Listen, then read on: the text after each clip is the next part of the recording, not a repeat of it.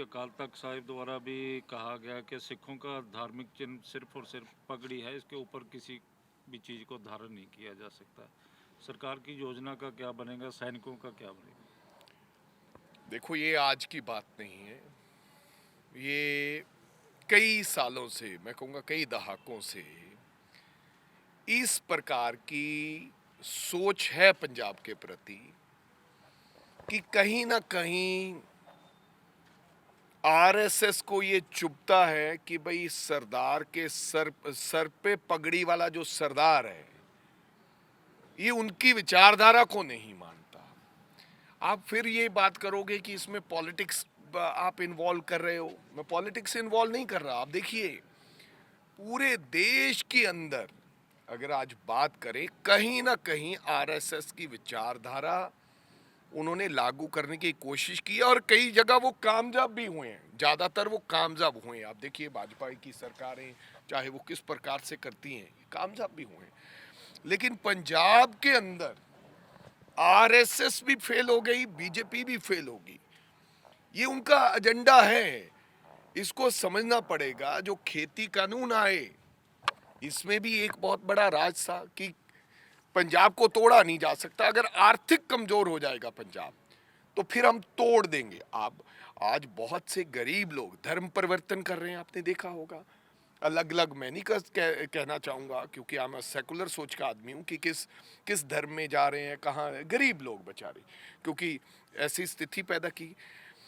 हमेशा दिल्ली की और आरएसएस की सोच रही है कि पंजाब जब कमज़ोर होगा तो फिर हम इसके ऊपर कब्जा करेंगे और अपनी विचारधारा थोपेंगे। इसलिए काले कानून लाए गए किसानों वाला। फिर किसानों ने लड़ाई लड़ी पगड़ी वाले सरदार ने, और लड़के वो जीते।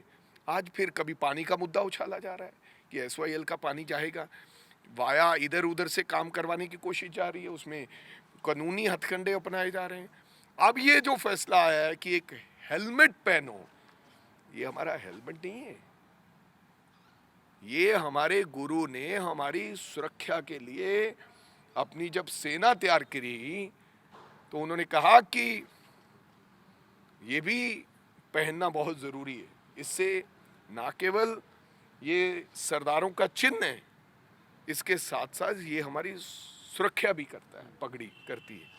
तो मेरे को लगता है कि इस प्रकार का ये कहना, हाँ ठीक है आप पहनाइए जिसको हेलमेट पहनाना है, लेकिन सरदारों के लिए जो पगड़ीधारी हैं, जो सिख हैं, अगर वो पगड़ी बांध रहा है तो उसके लिए ऑप्शनल होना, उसके लिए बिल्कुल ये नहीं होना चाहिए कि वो हेलमेट पहनेगा। वो अपनी सरदार अपनी पगड़ी पहने। तो फैसला वापस लिया जाना चाहिए। फैसला वापस क्यों? ऐसे गलत फैसले आने ही नहीं चाहिए। हमारी तो छोटी छोटी चीजों पे टिप्पणी करती है। सुना होगा जो जिस सरदार लड़के ने पगड़ी बांधी राहुल गांधी की, उसने क्या कहा?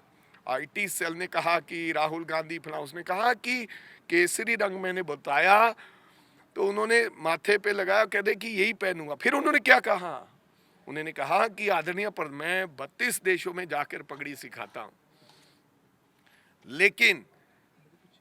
लेकिन जब प्रधानमंत्री भी यहां पर आए, उनको मैंने कहा कि मैं आपके पगड़ी बांधूंगा। वो कहते नहीं, बांधनी नहीं है, आप बांधकर हमारे सर पर रखनी है, यानी कि टोपी की तरह। उसने शब्द टोपी इस्तेमाल किया। वो जो नौजवान लड़का जो पगड़ी बांधने आया था, उन्होंने कहा कि राहुल गांधी ने कहा कि नहीं मेरे आप बांधो। मैंने उनके पगड़ी बांधी। किसी ने कहा कि सर ये थोड़ा ऐसे कर लो, उन्होंने कहा नहीं नहीं इसको ज़्यादा पता है। तो जो सम्मान किया एक साधारण व्यक्ति। मेरे को कहने का मतलब कि हर वक्त तोड़ मरोड़ के हर चीज़ को पेश किया जाता है। पगड़ी का बहुत बड़ा सम्मान है, और राहुल गांधी ने इसलिए पगड़ी बांधी, नहीं तो साफा भी पहन सकते थे, नहीं तो पर पटका भी बांध सकते थे, कोई मनाही थोड़ी थी। लेकिन मेरा सरकार से विनती है, गुजारिश है कि प्लीज़ ऐसा कोई चीज़ कानून नहीं बनाएं जिससे सरदारों की तौहीन हो और हमें लगे कि ये हमारे साथ धक्का और ज़्यादती हो रही है। इसको फैसला वापस लेना चाहिए।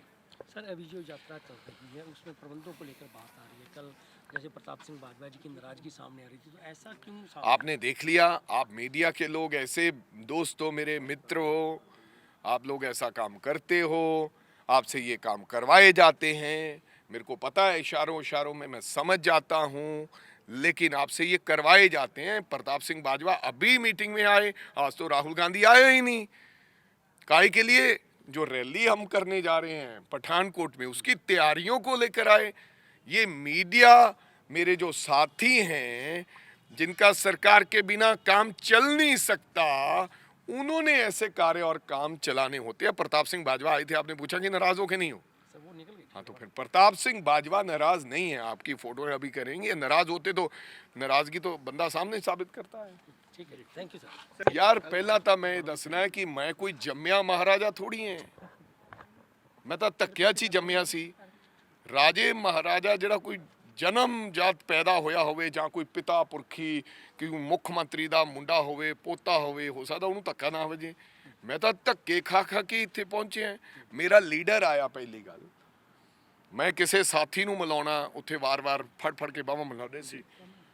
ਉਹ ਉਹਨਾਂ ਦੇ ਸੀਆਰਪੀਐਫ ਵਾਲੇ ਨੂੰ ਨਹੀਂ ਪਤਾ ਲੱਗਿਆ ਹੋਣਾ ਕਈ ਵਾਰੀ, ਜੋ ਮੈਨੂੰ ਲੱਗਿਆ ਵੀ ਉਹ ਕਹਿੰਦੇ ਸਾਨੂੰ ਲੱਗਿਆ ਜੀ ਕੋਈ ਹੋਰ ਬੰਦਾ ਆ ਗਿਆ ਧੱਕਾ ਮਾਰਿਆ। ਸੋ ਮੈਂ ਤਾਂ ਇਹੋ ਜਿਹੇ ਧੱਕੇ ਆਪਦੇ ਸਾਥੀਆਂ ਨੂੰ ਮਿਲਾਉਣ ਵਾਸਤੇ 50 ਵਾਰੀ ਹੋਰ ਖਾਊਂਗਾ। ਔਰ ਇਹਦਾ ਮੈਨੂੰ ਗੁੱਸਾ ਵੀ ਕੋਈ ਨਹੀਂ ਹੈ।